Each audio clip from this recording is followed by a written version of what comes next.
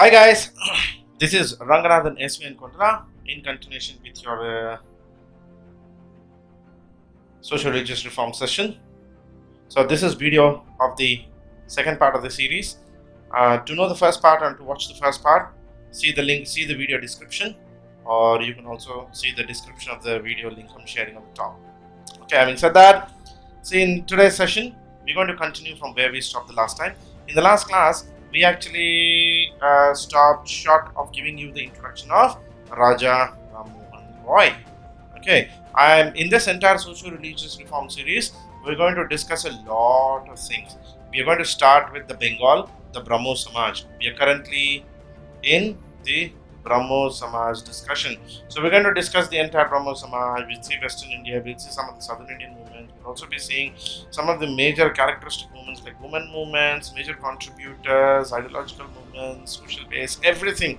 Do follow me on my Facebook page.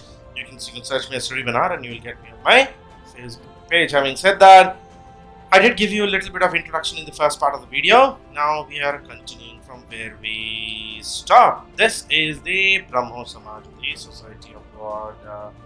But originally, Raja Ram Mohan Roy founded the Brahmo Samaj in 1828, and he founded the Brahmo Samaj as one of the first reform movements based out of modern Western ideas. I mean, it's the primary purpose of the Brahmo Samaj was to teach monotheism, particularly monotheism, and also to get rid of Hinduism of all its traditional social evils, from ritualism, idol worship, Brahmanical domination to sati and widow issues. It did discuss about all of these, incorporating some of the best teachings of the other religions. The Samaj emerged as the most powerful platform for promoting humanism and social regeneration within Hinduism. The religious reforms of the Brahmo Samaj were mainly focused on cleansing Hinduism of all the evil practices which were part of the Brahmo Samaj system. The Samaj was categorically opposed to entire Brahmanical system where the priestly class dominated every aspect of the Hindu society, and it was based on superstitions and rich practices and rituals. The Brahmo Samaj even discarded the infallibility of religious scriptures. What I mean by infallibility of religious scriptures is, in Hinduism we believe the religious scriptures are ultimate and without any flaw, and these are some things we don't actually encourage much in Brahmo Samaj. Idol worship, polytheism and concept of avatars are also primarily promoted in the Brahmo Samaj. Brahmo Samaj also criticized, are actually questioned by the Brahmo Samaj. Idol worship is rejected, polytheism is rejected, concept of avatars is also questioned by Brahmo Samaj because most of these don't have any categorical use and they actually are considered as social evils, religious evils within Hinduism. Brahmo Samaj also criticized the need for a priestly class. I mean, it actually took a definite stand on karma and transmigration of the soul. The Brahmos were also great social reformers and attacked social evils present in Hindu society. They condemned caste system, untouchability, and supported the general upliftment of women. The Brahmo Samajists or the Brahmos actually actively supported sati, opposed sati and parda system, child marriage, and even polygamy. Polygamy is multiple marriages. They made a tireless and continuing effort in the field of widow remarriage and modern education of women. After the death of Raja Ram Mohan Roy in 1833, the Brahmo tradition was carried forward by his ideological successor, Debendranath Tagore. From approximately 1817 to 1905, Debendranath Tagore was a very important figure in Indian existence. Debendranath Tagore is the father of Rabindranath Tagore. He was a product of the best of Indian as well as the Western knowledge. Now, this is something which we see traditionally common in Brahmo Samaj. The Brahmo people were not against the Indian system. They were actually believers of best of East and West. They never encouraged the logic that we need to replace West with East or East with West. They never encouraged that. I mean, for them, just blindly adopting Western culture was not the betterment of India. For them, it was best of India and best of West put together. In 1839, Debendranath Tagore was active in his own society called the Tattvabodhini Sabha with the name of propagating Ram Mohan's ideas and finding his spiritual truth. It aimed at the Tattvabodhini Sabha aimed at countering the rapid influence of Christianity in India by enthusiastic advocacy of Vedantism and indigenous culture. Now, this was a big time challenge in those days. Christianity, the spread of Christianity. Debendranath Tagore also was very well popular along with his newspaper, the Tattvabodhini Press, and started publishing the Tattvabodhini Patrika in 1843 for propagating of his ideas. It promoted the study of India's past in Bengali language and also published texts on various subjects in Bengali. In 1843, Debendranath Tagore became a Brahmo member and he reorganized the entire Samaj. The very same year in 1843, putting new life to the entire society. Under the leadership, the influence of Samaj widened, many new branches were established. And the message of Brahmo Samaj started to spread even to the countryside of Bengal. And a continuation of him was Keshav Chandra Sen. Keshav Chandra Sen joined Brahmo Samaj in 1858, about 15 years after Debendranath.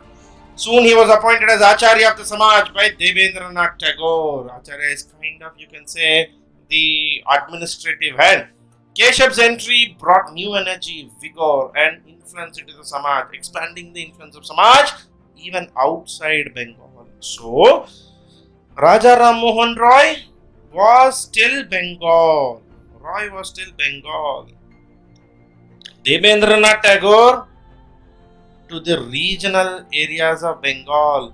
Keshav Chandra Sen took the ideals of Brahmo Samaj outside Bengal.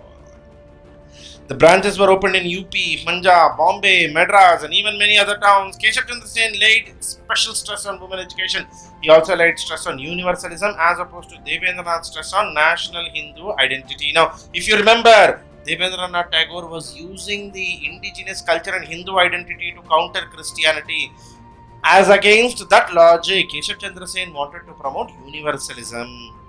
Now, naturally, that led to a kind of dispute. Under Keshav, the Samaj drifted away completely from its Hindu moorings and religious texts of Christianity, Parsis, Muslims were also read in Brahmo Samaj meetings. This liberal and cosmopolitan outlook of Keshav was seen as too radical by Tagore and he dismissed Keshav from office of the Acharya in 1865. So, the short-lived unity between Keshav Chandra Sen and Debendranath Tagore eventually waned away. This led to the split in Brahmo Samaj. Keshav and his followers left the parent body Brahmo Samaj and formed the Brahmo Samaj of India in 1865. Tagore Samaj henceforth came to be known as Adi Brahmo Samaj, the first Brahmo Samaj. Despite their differences, the Brahmos, both Adi Brahmo Samaj and Brahmo Samaj of India, worked together collectively for the dissemination of Raja Ram Mohan Roy's views, changing the ideas in the Bengali society. Keshav Samaj, which is the Brahmo Samaj of India, eventually went through another split when dissatisfaction grew within his body because Keshav Chandra Sen began to be accused of authoritarianism by his own followers. Moreover, some of his followers started to begin worship Keshav Chandra Sen himself as an reincarnation, which naturally was disliked by the original Samajists. The discontent reached its peak when, in spite of propagating all kinds of liberal ideals, Keshav Chandra Sen married his 13-year daughter with the Maharaja of Kuch Bihar with all elaborate Hindu rituals. Now, this was completely contradictory to what Keshav was actually promoting. Correct? Now, he himself got his girl married as a child marriage. Many of the Keshav's followers felt really dissatisfied with Keshav Chandra Sen and they went and set up another organization called Sadharan Brahmo Samaj. So, now you can understand there were three models. There was Brahmo Samaj of India, there was Adi Brahmo Samaj of India of Keshav Chandra Sen, Adi Brahmo Samaj of Debendranath Tagore, and now a splinter body, Sadharan Brahmo Samaj.